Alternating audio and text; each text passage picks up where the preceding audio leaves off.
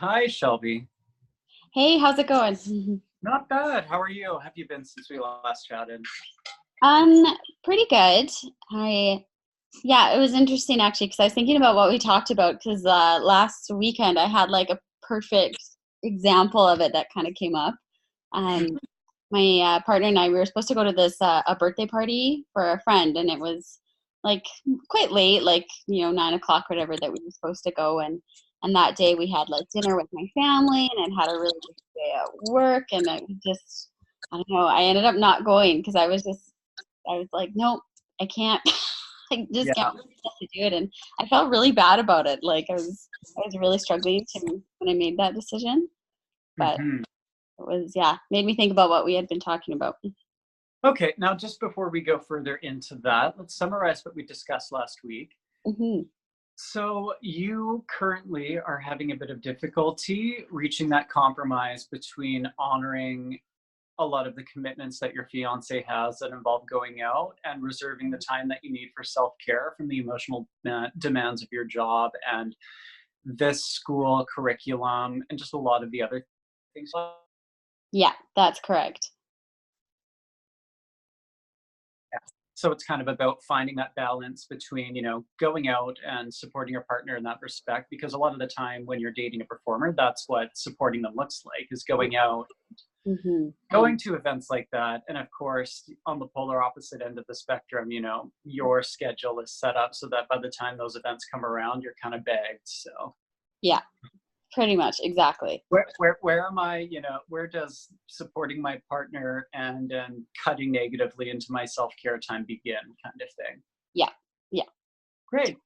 Okay, so, now since you have a recent anecdotal example in your mind, can we walk through it a bit more slowly? So you mentioned that it was last week. You had what going on that day?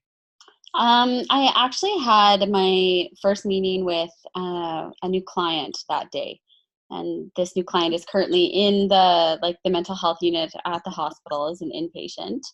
And so I had met this client earlier in the day for a couple hours. Then it was like, come home, do a bunch of chores, get your laundry done, like that kind of stuff. And then went to my parents for dinner, and then came back home. And so, yeah, by the time that we got back home, I think it had all caught up with me. And to be honest, the meeting with the client, it went well, but it was pretty like emotionally draining for me. Mhm. So I Well, think, uh, from what I understand, if somebody's an inpatient in a psychiatric unit, then they've got a lot going on. yeah, yeah. Yeah. Yeah, so it was pretty heavy emotionally, and I came home and I said to my partner, I said, I just don't know if I can get my head in the space it needs to be to go out and socialize with people right now. Like hmm I'm trying to process everything. Yeah. Okay, so take me from how you were feeling before that interview to how you were feeling after. Um, Before I met with the client, I was pretty, like, I was nervous. I'd had this particular client, like, the case is so complex that, we had a lot of information coming in before I even met them. And so when I finally went in to meet them, it was sort of like I had that on my mind, and it was like, okay, I know all this stuff. Now, what is this actually going to look like in practice? Um, Mhm. and it went well, but it was just, I think it was more so like, this is one of the first clients that I've had with a really horrific history of sexual abuse. And Yeah. it's all come to light very recently, like within the past month. And just sort of your, I guess you're not stereotypical, but very like obvious, significant trauma. Um, Yeah. and so that, I think I was not fully emotionally prepared for that. And I don't know if you really can be until you're confronted Uh, with. But yeah, so I think that was just, I left the meeting and my head was just kind of like spinning, thinking of like, oh my gosh, like, trying to connect all the dots about what I knew, what I saw, what I experienced, and is my program going to actually make this work for this client. mhm. And kind of coming out of that meeting and moving into the later parts of the day, was it kind of really staying with you? It was, yeah. Mhm. And Yeah. how do you find in situations like that that you kind of cope with those residual feelings? Um, I tend to like talk about it not in like, specific terms that would like break confidentiality or something. Confidentiality, yeah. Yeah, but talk about it with my partner in sort of those more broad terms. But again, Mhm. this was a situation too where it was like I didn't want to bring him down either because it's really, Yeah. really sad stuff. Like it's And would awful. yeah. And then of course you had dinner at your parents'. How did you find that? Um, that was like it was okay. By that point, like I was already I like thinking back, I was sitting through dinner and just like yawning, Mhm. like I was already just feeling heavy and like I felt kind of foggy, like my body just felt heavy, no Mm, energy, and I was just like, oh man, like this is gonna be a long night if I have to go out. So that's mhm. kind of when the thoughts already started at dinner time. It was like, oh man, I can't believe I have Mhm. to go out after this. And this birthday party, would you say this is a mutual friend or more of a friend of his? I would say like kind of more mutual friends, Yeah. perhaps. Yeah. hmm And you mentioned that you kind of broke the news to him after you had that client that, I'm not sure I'm going to be able to go out tonight. Hmm. Is that something you kind of try to do is, you know, make sure that warning of I might not make it is in there as early as possible so you're not kind of backing out at the last minute? Yeah, and he's pretty good at that too. Like if I just kind of tell him like this rocked me a little bit, and I might need some time to process. So yeah, that's something that I'm getting better at doing that because it's in the past if I do back out last minute, it doesn't go well, right? Which is fair enough. That's kind of a crack. So Mhm. Yeah. Well, I mean, it sounds like you have really good, communication going with your partner. And I mean, that's such a huge part of the battle. So, um, moving on to another aspect of it, where do you kind of feel like you're at with the problem right now? Because it sounds like, sorry to kind of compound question, but they've done a lot of things that have been helpful and have kind of moved this in the direction you want it to go in, such as communicating with your partner, making sure that warning is in there as early as possible. So, what direction would you like to see this go into? I think it's like, you're very right. Like I think with my partner, we've kind of worked it out. I think it's more, and what really hit me this last week was that it's more internal. Like I was kind Yeah, of thinking about it for myself, like, wow, like this doesn't, you know, on the one level, it feels good because it's conserving my energy, stuff like that. But on the other hand, it doesn't feel good because I'm pretty isolated, and yeah. I'm recognizing that, and I know in the long run that's not going to be good for my mental health, longevity, any of that stuff either. So hmm I think at this point, it's more so that internal sense of sort of like, this is not a really great pattern to be in. hmm But then again, I also tell myself, yeah, but when you're working as a professional, you hopefully won't have school too. So there's hmm that. Yeah. So it sounds to me like as much as this is, wanting to communicate with your partner that you don't always have the energy for things like this, or, you can't always show up to every event and you need that time for yourself. There's also the flip side of this is also about you too. This is about, connecting with your friends. Hmm. Yeah. Would you say your circle of friends is kind of similar to your partner in the sense that they're I don't want to say more nocturnal, but have a different schedule than you in that respect? Um, yes and no. Like to be honest, my circle of friends is pretty limited. Like I'm very much like a one-on-one person. I don't love big groups of people. So I have Mm, one really close friend who her schedule is more similar to mine in that she works intensely. And mm, so, she's the one friend where it's kind of funny because we can go like weeks without talking because we're both so busy and then just reconnect. And we have that understanding of each other. So we never take it mhm. personally or anything. Um, but she's probably my closest friend, I would say, because I've had a couple of others move away. Yeah, Um, the rest of my friends, especially within the artistic community, it feels more superficial for me. Um, yeah. so I'm Acquaint not, yeah, like acquaintances, and I'm not super invested in making those relationships deeper Yeah. in a sense, because I find we don't really have a lot in common. Well, I think that's really understandable because I mean, moving further into this career, and you're obviously doing very well in it, given your job and moving through this program at the same time, you know, you become a different person, right? And if people are still, you know, living a life it's, you know, not compatible Yeah. necessarily. Yeah. Yeah, and that's sort of the piece that I'm trying to reconcile is that it's really hard to, be sort of focused, at work. It's like you're surrounded by so much intensity, like emotional intensity, and you're really confronted with people's pain and social injustice and all of these things. And then to go out that night and drink and just, talk about Yeah. nothing, it's hard for me to make that switch and to enjoy it.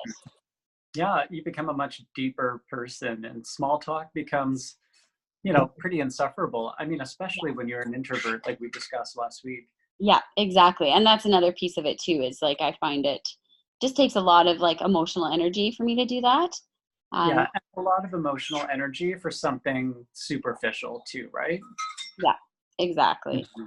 So, but I do know, like on the other hand, it's like I know that it's still important for me to show up more so for my partner, but also just for myself. It's like there have been nights where I haven't wanted to go out and I go out and it's a great time, right? So it's kind of Yeah. like yeah, I know Mhm. sometimes Yeah. I need to just go and deal with it. So, in respect to that recent situation where you sat out the birthday, looking back on that, how do you feel about that decision? um, to be honest, like I think it was the right decision in that moment. I mean, a part of me also feels guilty, right, Mhm. for, backing out. And I sort of said to my partner, like, it's, I want to spend time with you, but I really want to spend quality time. And quality time to me isn't necessarily being at a party where we're both talking to different people that you can hardly hear anyways. And like, 'cause it's so loud. I'd rather go for a walk with you or something like that. So I'm trying to find those ways to stay connected to him in a way that's more meaningful. Yeah, and how do you find that's going? That's going well. Like, it's been nice here lately, so we've gone for a couple of just like long walks along the river. And that's where I feel most connected. And I think he gets a lot out of that too. Like it's ironic. He's an introvert, but is also just very sort of somewhat in between. Like as a performer, that's what he does. And he Mhm. likes going out and dancing and doing his thing.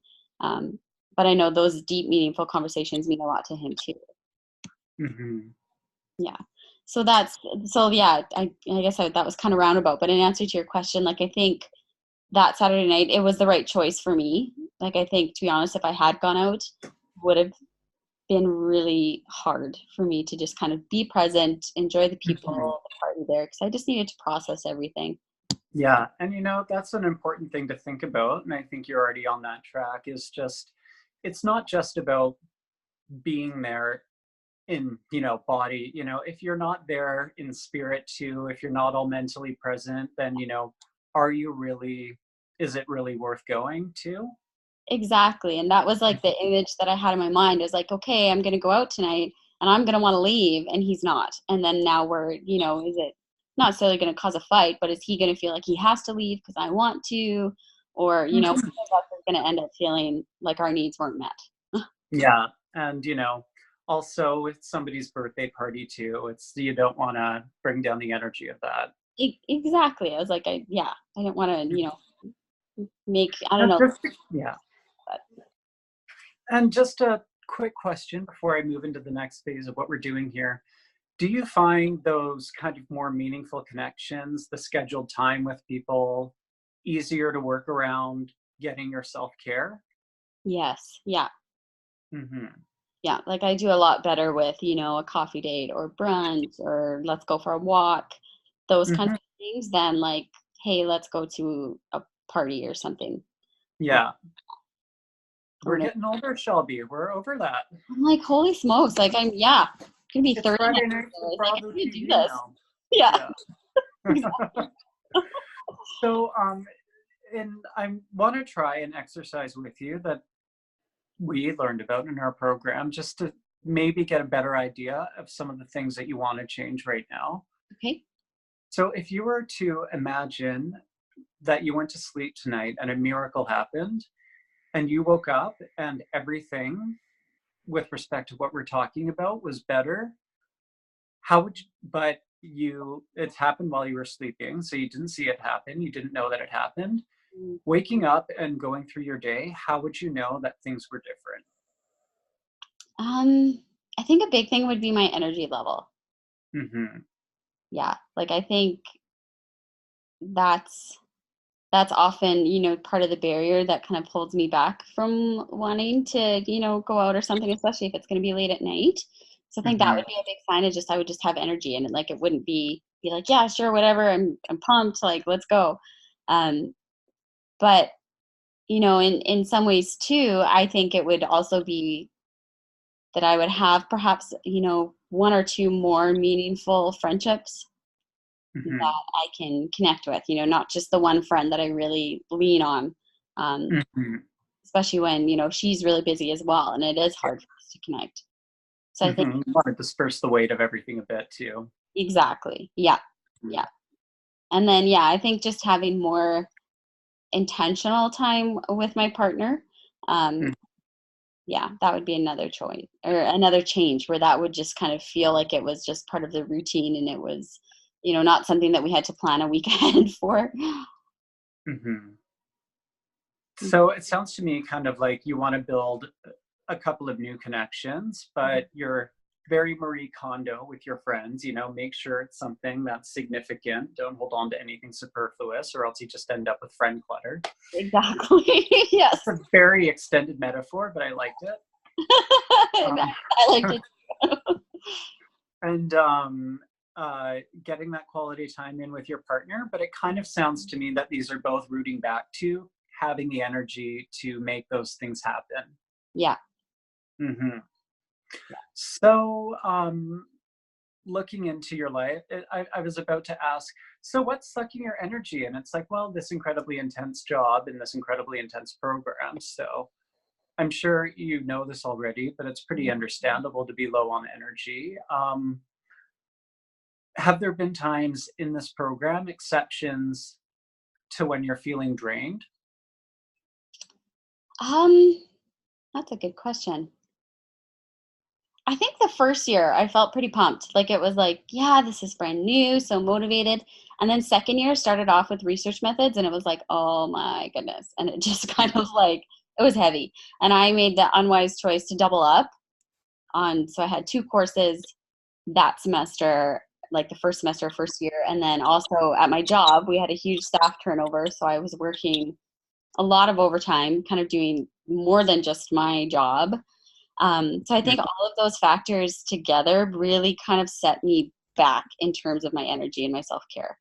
And like it's improved, it's getting better, but it certainly doesn't feel like it's like 100%, I'm doing everything I Mhm, want to do and have all this time for myself, like yeah. mhm.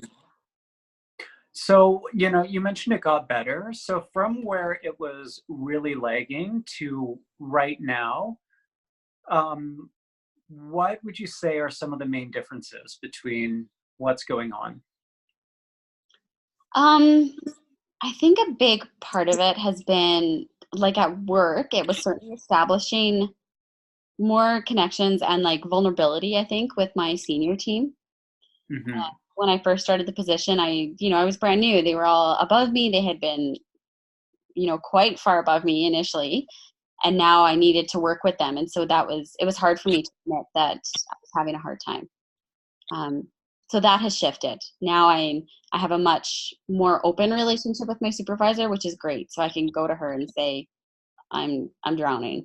And yeah, she's super, very empathetic, supportive, that kind of thing. So that's a big piece.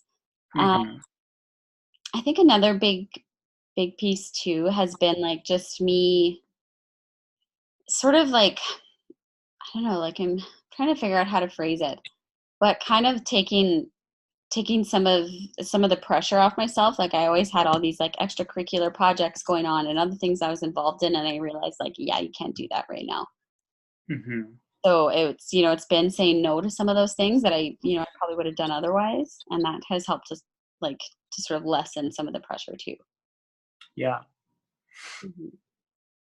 And right now, kind of as of, the last week or so, on a scale from 1 to 10, where would you kind of put yourself in having that balance that you're looking for?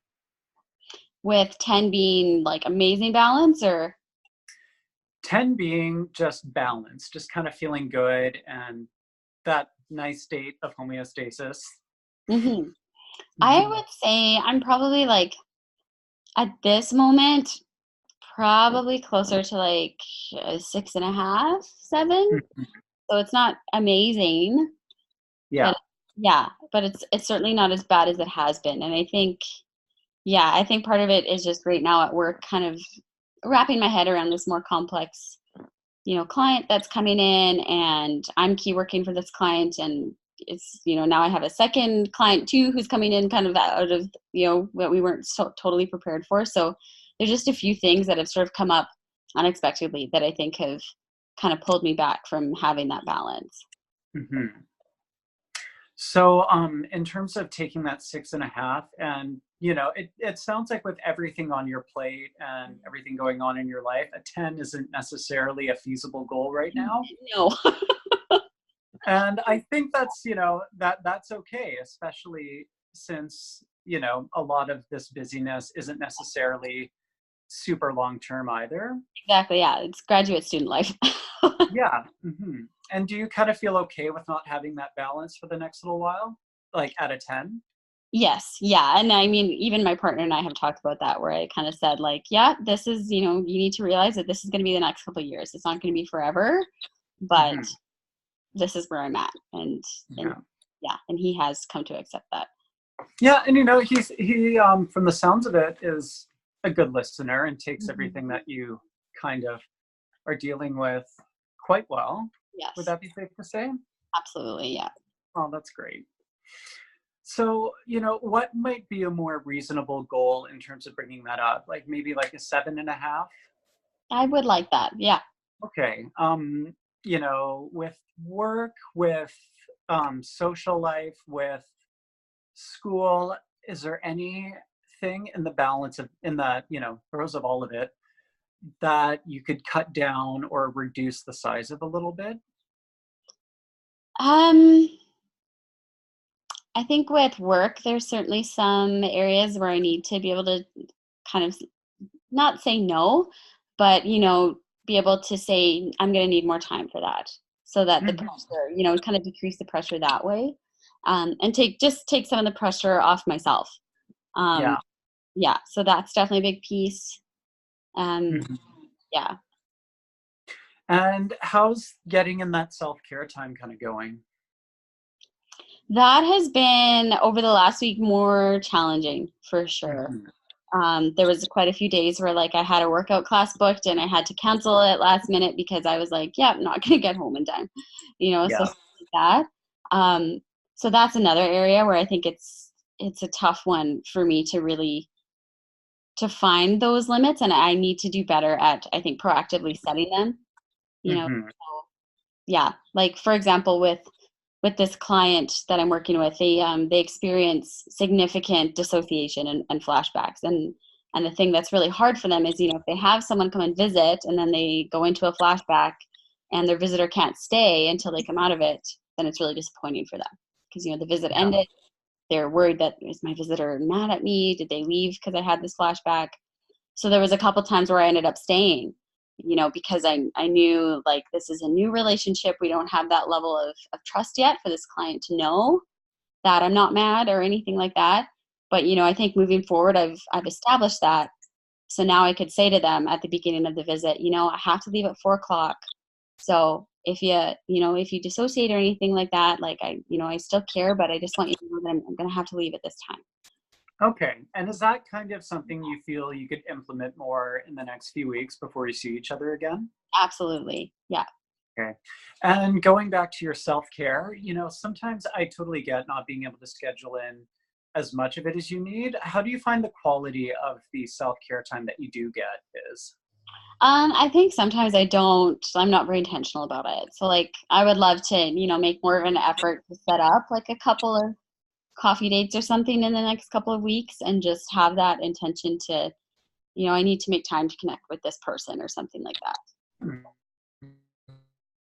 Mhm. Those friends that you were looking to make, stronger friendships, are there any in particular that you're kind of looking at cultivating? Yeah, like I have one friend who actually is a singing teacher and is doing her master's in education, and she's great. Dressed out too? Yeah, right. You can understand. Mhm. So yeah, she's somebody that I would probably reach out to and try and connect with more.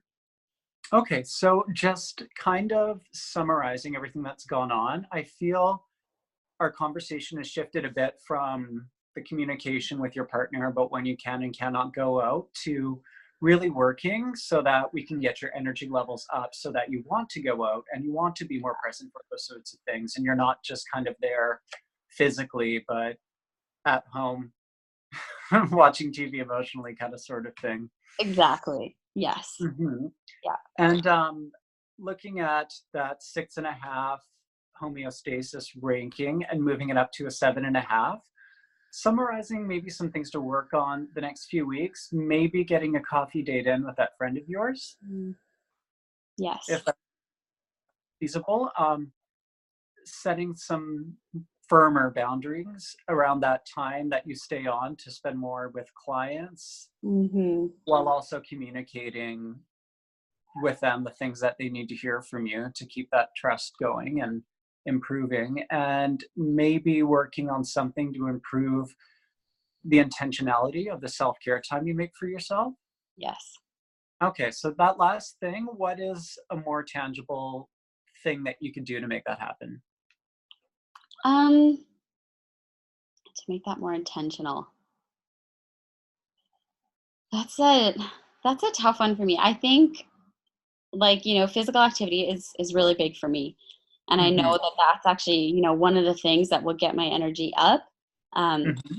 so I think, making that a priority in the sense that no, I need to leave at this time so that I can make it to this class and going to the Okay. is yeah, that would be the way. Yeah, this isn't just going to an exercise class for Yeah. me. This is, yeah. Yeah, it's energy, it's, it's a bit cathartic, like yeah. Hmm.